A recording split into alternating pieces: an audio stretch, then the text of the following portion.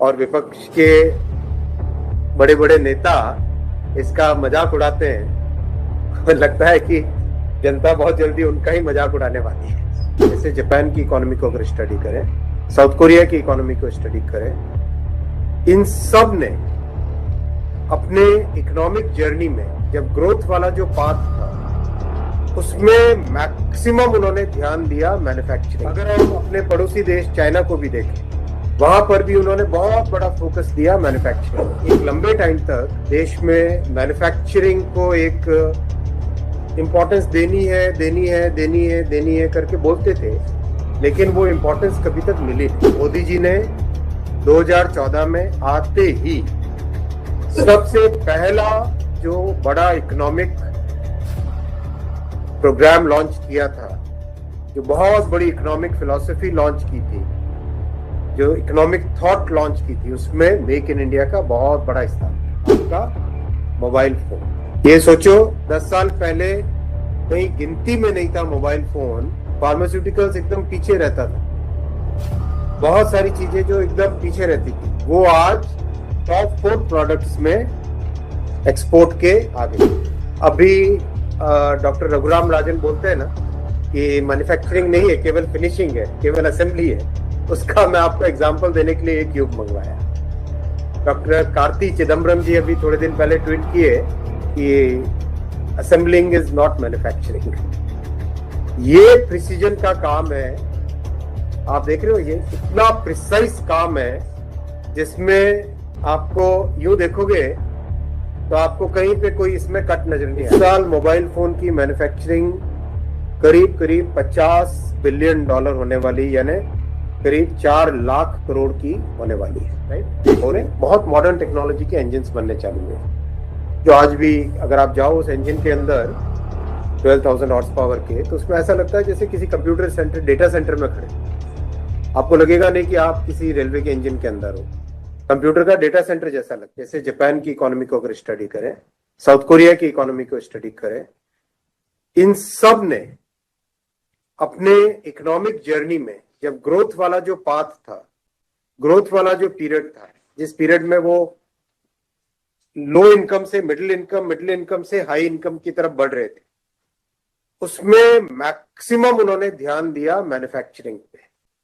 अगर हम इन देशों से पहले जो हाई इनकम में आए, जैसे यूएस, जैसे जर्मनी, जैसे फ्रांस, जैसे यूके, इन देशों के उस जमाने के यानी 1800 के आसपास के, अर्ली 1900 के पीरियड को देखें, स्टडी करें, उसमें भी आप देखेंगे कि इन देशों ने लो इनकम से मिडिल इनकम और हाई इनकम में आने के लिए बहुत बड़ा फोकस किया मैन्युफैक्चरिंग पे। अगर हम अपने पड़ोसी देश चाइना को भी देखें, वहां पर भी उन्होंने बहुत बड़ा फोकस दिया मैन्युफैक्चरिंग।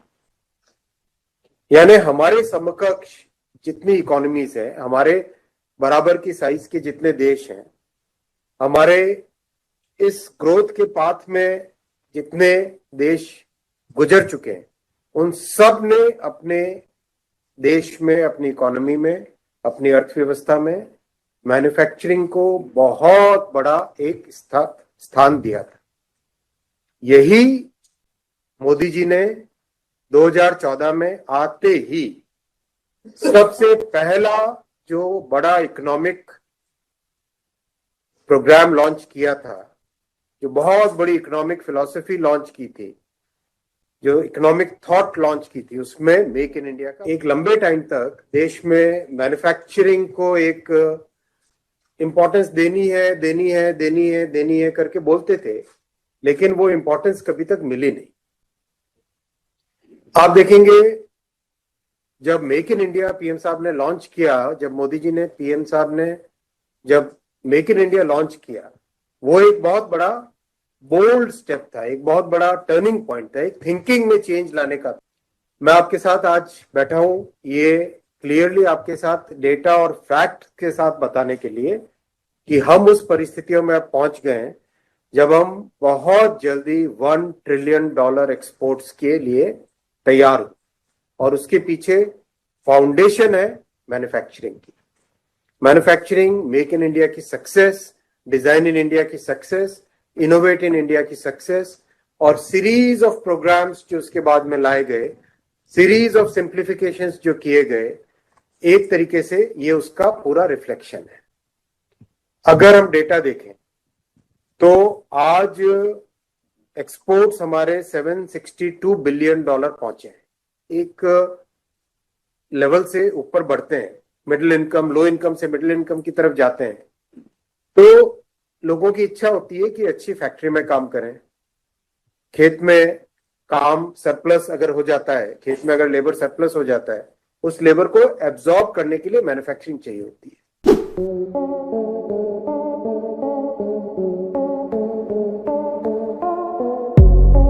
सवाल है कि अगर हम रेलवे के पहिए बोलें कि जो वंदे भारत में इस्तेमाल हुए वो बाहर से ही आए, देश में कब जो है ये पहिए बनेंगे और कब तक, कितनी जल्दी बनेंगे? बहुत अच्छा प्रश्न है।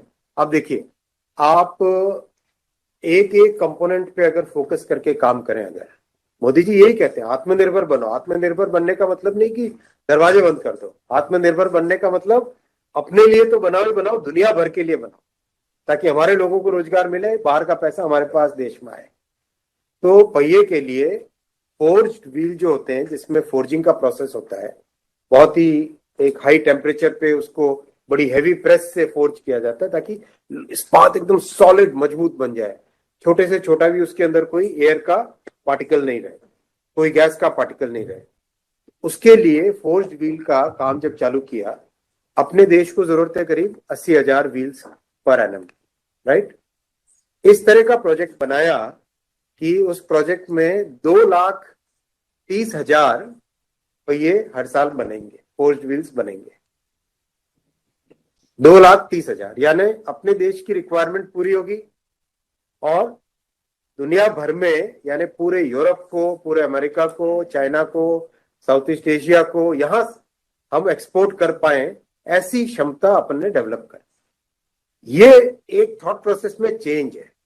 आप देखो, पहले लिबरलाइजेशन जब 90s में चालू हुआ, तब सोचते थे कि इंपोर्ट सब्स्टिट्यूशन करें।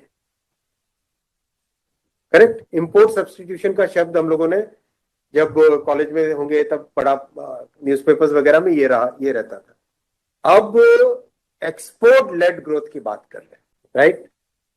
Listen to what I said very clearly, our requirement is about 80,000 wheels. लेकिन इस तरह का प्रोजेक्ट किया है जिसमें 2,30,000 बने, 2,30,000।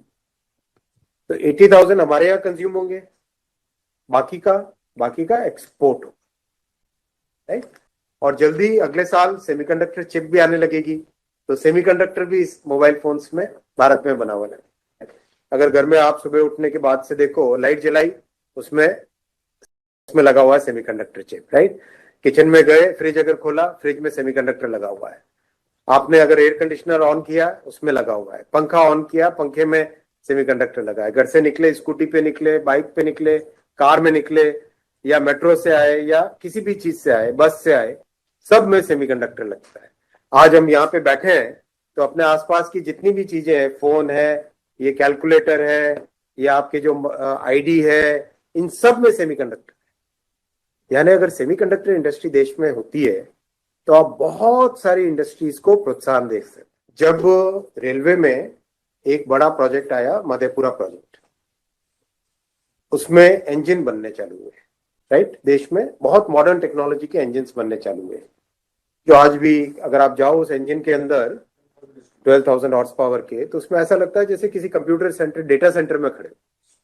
आपको लगेगा नहीं कि आप किसी रेलवे के इंजन के अंदर हो, कंप्यूटर का डेटा सेंटर जैसा लगता है। जब उसका काम चालू हुआ, तब यही प्रश्न उठते थे कि टेक्नोलॉजी ट्रांसफर वगैरह वगैरह होगा या नहीं होगा। आज मैं आपको बताते हुए मुझे इतनी सेटिस्फेक्शन होती है। अभी मैं काफी टाइम मध्य प्रदेश में काम कर रहा था। भोपाल का एक मैन्युफैक्चरर जो सप्लाई चेन में जुड़ा, वो आज बड़ा एक्सपोर्टर बन गया है कंपोनेंट्स का। जो लोकोमोटिव के इंजन की सप्लाई चेन में जुड़ा, वो आज एक बहुत बड़ा एक्सपोर्टर बन गया है।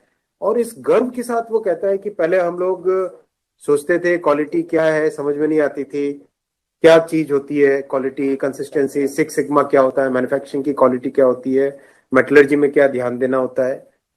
आज they are competing against best of the best in the world. ये चेंज आता है जब मेक इन इंडिया पे फोकस रहता है। जो हमारे लोग पहले सोचते थे कि अपने मार्केट में ही रहे, वो एक्सपोर्टर बनने लगते। ऐसे ऐसे मैं 10 एग्जांपल्स आपको दे सकता हूँ। कोची का एक पावर इलेक्ट्रॉनिक्स के कार्ड बनाने की मैन्युफैक्चरिंग की कंपनी है, जो पावर इलेक्ट्रॉनिक्स के पीस भी होते हैं उसकी मैन्युफैक्चरिंग की एक कंपनी है। वो कंपनी आज दुनिया के बेस्ट मैन्युफैक्चरर्स में जुड़ी है पावर इलेक्ट्रॉनिक्स की। हैदराबाद की एक कंपनी है जो कि इलेक्ट्रॉनिक्स के इक्विपमेंट्स, कंपोनेंट्स और बनाती है, वो दुनिया के बेस्ट में जुड़ी है। ऐसे हाईली कॉम्पिटिटिव होते जा रहे हैं। मतलब ये जो आप ग्रोथ देख रहे हो ना, ये ग्रोथ इस तरह से होने वाली है। एक जो जो मास बनता है, बेस बनता है, फाउंडेशन बनता है, जो ट्रेजेक्ट्री आती है, उसमें एक लेवल के बाद में इट ग्रोज लाइक दिस। इसको इकोनॉमी में हॉकी स्टिक ग्रोथ कहते हैं।